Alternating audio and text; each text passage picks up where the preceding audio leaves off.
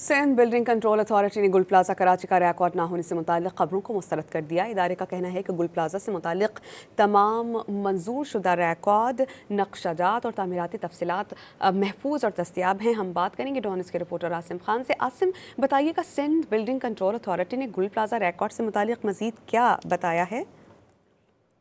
یہ ترجمان Sindh building control authority کے مطابق ان کا کہنا ہے کہ جو خبریں چل رہی ہیں وہ حقائق کے منافی ہیں اور پلازا کا تمام ریکارڈ جو ہے وہ سندھ بلڈنگ کنٹرول اتھارٹی کے پاس موجود ہے۔ ان کا بتانا ہے کہ 1979 میں کی دہائی میں جو ہے جگہ تعمیر کی گئی تھی، جس کے تمام منظور شدہ ریکارڈ، نقشہ جات، کمپلیشن پلانٹ اور تعمیراتی تفصیلات ایس بی سی کے پاس محفوظ ہیں۔ جبکہ انہوں نے یہ بھی بتایا کہ جب یہ تعمیر ہوئی تھی تو اس کے مطابق بیسمنٹ میں 175، گراؤنڈ فلور پر 355، فرسٹ فلور پر 188، سیکنڈ فلور پر 193 اور تیسری منزل پر 191 دکانوں کی منظوری دی گئی تھی، جس کے تحت ٹوٹل دکانوں کی تعداد 1102 بنتی ہے۔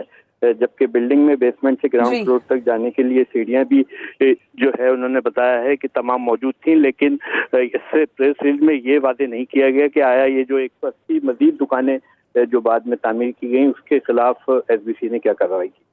بہت شکریہ، آپ ہمیں اپڈیٹ کر رہے تھے عاصم۔